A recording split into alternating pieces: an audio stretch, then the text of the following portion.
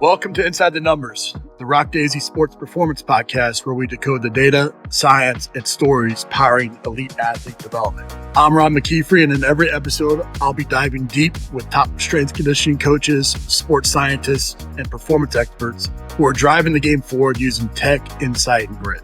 Hey guys, welcome back to Inside the Numbers, powered by RockDaisy. I'm your host, Ron McKeefery, and got Bryan Fink with us today. Bryan is the director of strength and conditioning at the University of San Francisco. Longtime friend, longtime confidant for me, just a guy that I have a ton of respect for. So appreciate you coming on, man. Yeah, thanks, Coach. It's been a minute since we got to talk a little bit, so I'm excited to sit down with you and talk shop a little bit. Well, you were with us at Washington, and we had great success in football. You've been mostly football your entire career at this point, but now you're at a place where there's not football. It's you were a basketball player in college, so it's not foreign to you from an Olympic sports standpoint.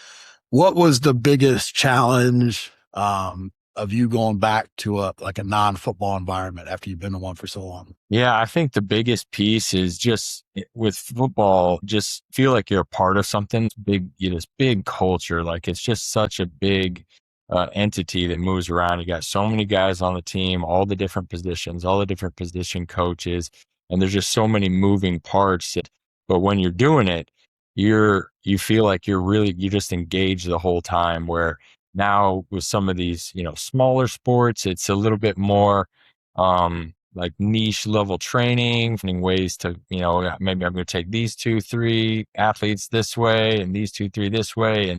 And you feel like just a little bit more of, hey, I'm just the strength coach for this team. And it's just a little bit harder to find that impact level that football brings, for strength conditioning for football. It's the lifeblood of kind of the whole program. It's what makes it goes year round, where now you're kind of a piece of like the whole, their whole day instead of being like the driving force. And so finding ways to feel that same way with these kinds of teams, these smaller teams, and, basketball especially, working around practice schedules and individual training and all that kind of stuff, and still finding a way to make the impact in the weight room. It's been a little bit of a challenge, but I remember how I was as a basketball player in college too. And, it took a little bit to buy into that, but once you do, the results start to come, and we're starting to see some of that with our kids. It's been a culture shift. It's a fun one. When you got there, obviously there's a stage of time, a period of time where you're just trying to kind of feel things out and kind of get a sense of what you've inherited and how, you might be able to make change. But what were some of the early changes that you made that kind of, brought some of that culture piece, brought some of the things that you had been, your other experiences to the table? Yeah. So, I mean, just in the first week I was there is when I came in, and it was the week of Halloween. And so it's something we always, I got from you is doing special type of workouts. And so I went to my fiance's grandma, and I got, life-size skeleton and cobwebs and stuff. And I decorated the weight room, the first week I was there, and, put up some fun, zombie squats and bat wing raises, and just kind of made some fun workouts on that first day just to, bring something, break up monotony of just regular strength conditioning. So just trying to do stuff like that, where we're not just coming in and doing regular strength conditioning workouts all year round. So just kind of bringing that, fun workout environment right away was one thing. But then on top of that, just kind of, I think, the structure, a lot of what was going on was kind of, more day-to-day programming. And I wanted to bring more annualized, periodization. We every week of the year, we should know what we're doing, and, we can make our modifications as we need from there. But that was a big thing, is getting kind of every sport dialed into their different phases throughout the year, which was also tough, transitioning from football. Like your year is pretty much mapped out for you already. When discretionary weeks are going to be, summer training, spring ball, all that stuff, where it falls. A lot of these kids at these sports, you're not required to stay here over winter. So, we have a 7-week winter break where these kids go home, and then we get them for, spring semester, and then they go home for another, 2.5 months in the summer, and then they come back. So our training windows are not nearly as long as what they used to be. And so having programs ready all the time for them to go home with, at the same time, making sure that they're comfortable with, your exercise selection, all the movements they're going to be having to do on their own without you, coaching them all the time. And so creating a framework for that to happen because otherwise we're just missing out on too many training days. And so trying to teach, my staff and the athletes that are here, everything they need to know to be able to train effectively when they're not with us was another big piece of that. For me, like I said, our relationship and our staff, I always surrounded myself with people that were better at things than me. And I always felt like you were better at programming than me. So that was kind of the main role. And I think if you're a leader, like we've talked about on the podcast before, like you gotta surround yourself with these different skill sets. That doesn't mean that you can completely abandon them. You gotta stay involved, and you gotta be able to stay educated and stay in all that. But like as a head strength coach, you got to make sure that you have somebody that's thinking about programming 24/7. And that was always you for me. Yeah. Think about it from an annual perspective. It's easier with football, but more importantly with like the Olympic sports, it's a lot of individual sports. Track is a bunch of individual events, tennis and golf and some of these other sports. What's been the shift to how you've approach the programming piece to where there's got to be a general level of strength training for everybody, but then the individualization for that has got to be a nightmare. Yeah, it is. It is and it isn't. It's kind of fun once you get into it and once you get to know the athletes. But you're absolutely right. I start with base level kind of program of, okay, I mean, no one's not going to benefit from strength. No one's not going to benefit from increasing their power output. Like we're going to take care of the big rock things, but it's those little things is where you really get to dial in on them.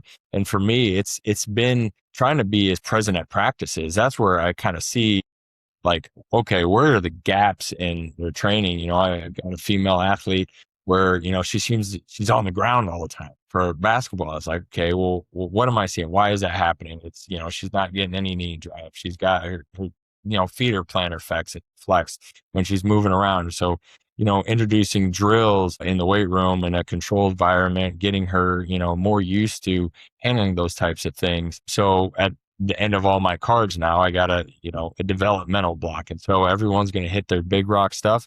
And then at that bottom is where I'm kind of tailoring to each kid of, hey, this is where I think you need to improve on. This is what you need to improve on. So the last 15 minutes of the workout or, 20 minutes of the workout is that they're focusing on stuff that is hopefully going to improve upon them. But it takes a lot more, attention to detail. It takes a little bit more time programming for all these little niche, groups of athletes and individuals. But again, like I said, it's kind of fun. It's like, okay, why are they struggling with this? What come up with that's going to, make an impactful improvement for them to do that.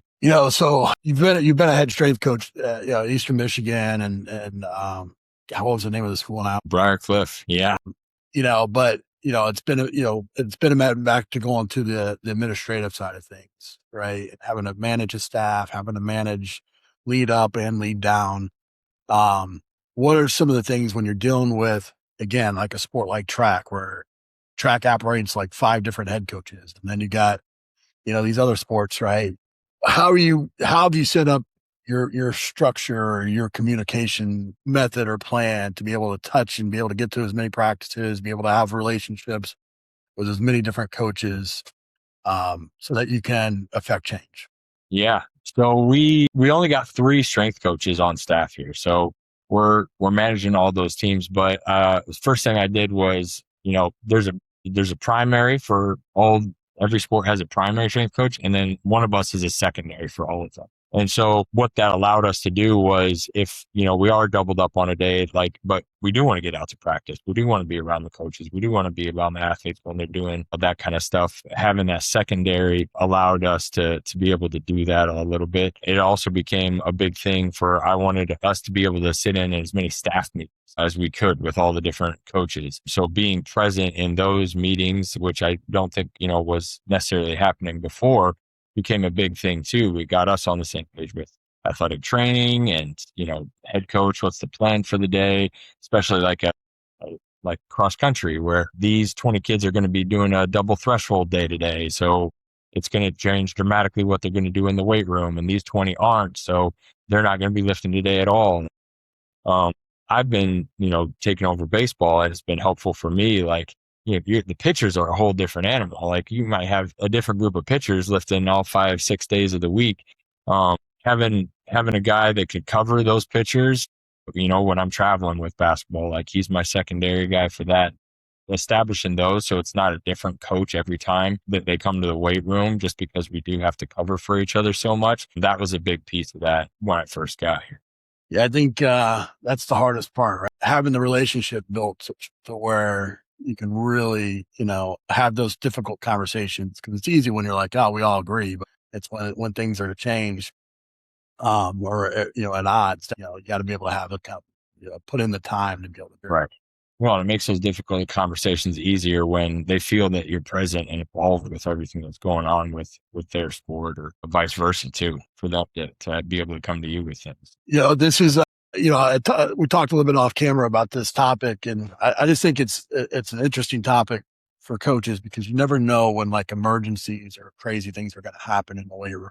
And not to build off this too much, but long story short, a staff member in the administration passed away because they not because of, but it had happened in the weight room because of a workout that had nothing to do with the strength staff or anything like that. But like, you were the one that kind of came in, or you and a staff member kind of came in, found this individual, went through the whole first aid, CPR process, that kind of crazy environment. And I've been through that as well. And it's just something that changes you. It just changes the way that you look at risk, the way that you look at your processes, your emergency action plans, and all those types of things. I guess my question, without getting too much into the details of the whole thing, what do you wish you want other strength coaches to know about how to deal with emergency situations like that, and being prepared, so that way, like, you just, like, at the end of the day, you feel good about what you did, and you can kind of, because it's something that sticks with you the rest of your career.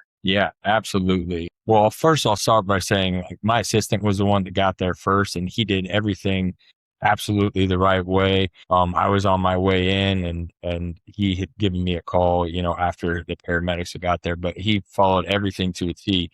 As far as what every strength coach needs to know is you don't know when an emergency is going to happen. It's, and we all know, in a weight room, we're trying to create a safe training environment, but there is inherent risk to everything that's in there. It's heavy weights. You're in, precarious positions.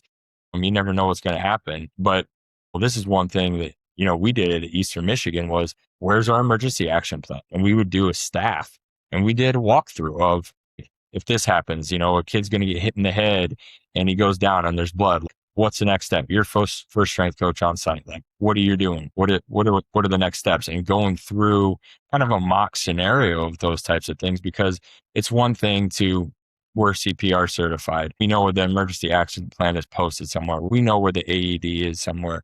But remembering those types of things in the moment is not always the easiest thing. And so taking your staff through, some scenarios of that stuff, and to think it's never going to happen to us, or it's never going to happen to me. Like, my strength coach walked in just to open the weight room for the first group of the day, and, someone had gone in to get a workout in early in the morning, and, you walk in and you find it, and you got to snap into action. So you're never going to be prepared for when it's going to happen. So I think going through those types of things with your staff is really important, even if it kind of feels silly at the time.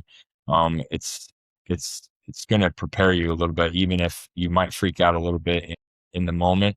At least you've gone through it one time and you've talked through it. And I think it's something that needs to be done annually, if not biannually, because it just shows a level of preparedness, and you don't want to be in those situations and fumble it. You want to make sure you're doing everything exactly right. Yeah, I think that's the biggest thing.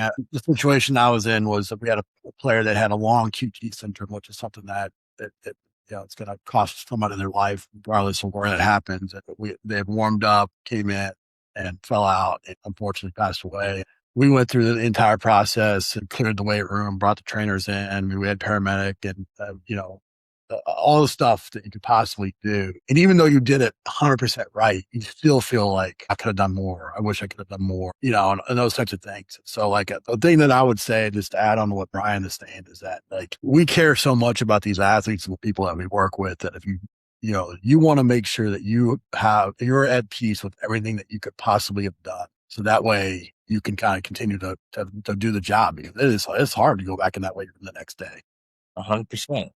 And those types of things. And so I think I know you guys did that there and you did it at South Florida at the time, but like what Bryan said, you never know when that might happen in your situation. And so make sure that you're doing things. I think the role play and creating case studies in your staff meetings and things like that. I think that's definitely something that is a good thing to do.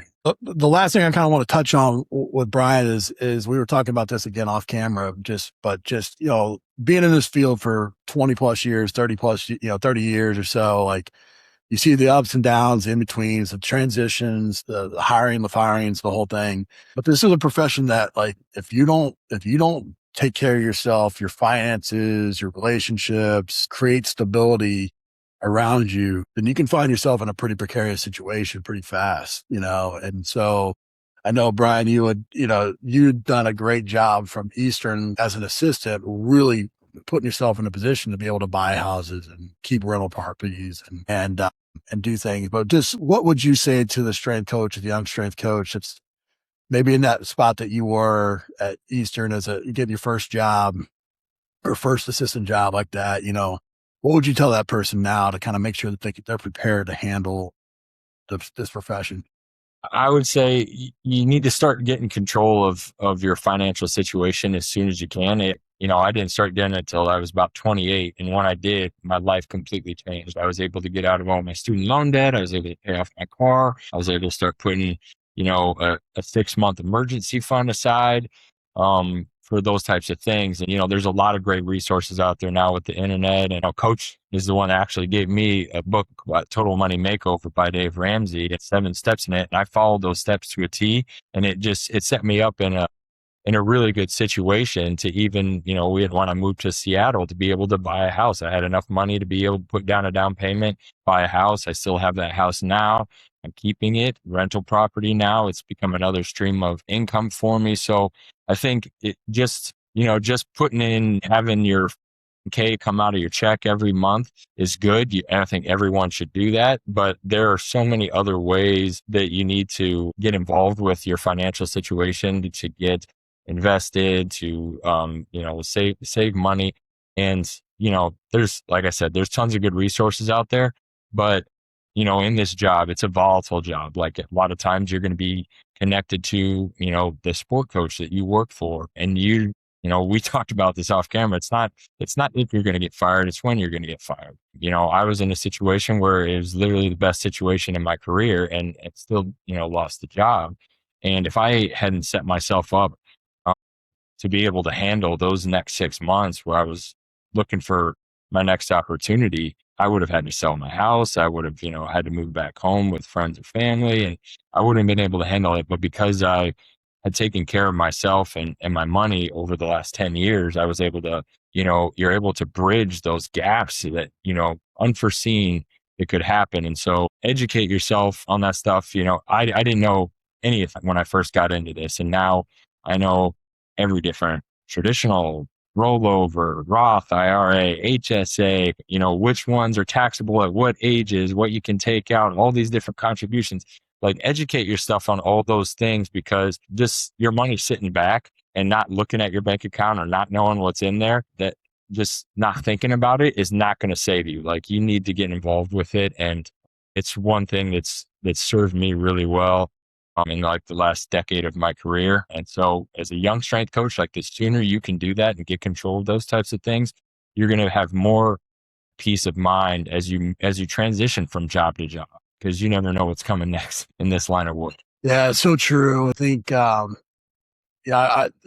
heard a financial planner say this the other day. If you can't manage $100, then you can't manage $100,000. So just because you're young and you're maybe not making as much, and you're like, okay, I'll wait till I make good money before I start taking finances seriously, you form bad habits already. and you want to make sure that you're forming good habits from the very beginning and not living above your means and those types of things. But like you said, in this field, it's, it doesn't matter how good you are or how bad you are at the job. There's still going to be periods of transition. That's going to happen. And it's how you handle those periods of transition that decides whether or not you stay in this career or not. And be prepared for those periods. And be able to take advantage of some of those times where you're able to spend 6 months with your family or do whatever, because, you don't get those opportunities very often in this profession either. Well, Bryan is I would tell everybody at this point in the podcast to reach out to Bryan and, follow him on social media or email him or call him, but he's the worst person on the planet about staying in touch with people. So we're not going to do that. But I would venture to say that if you're ever in the San Francisco area, you can stop in and watch a session and hang out. And he is one of the best people I know. Just a great dude. And I hope they get a chance to learn from him at a conference or something along those lines. But man, I appreciate you being on. Yeah, thanks, Coach. Appreciate you having me on. It's good to catch up with you again. Yeah, that was good.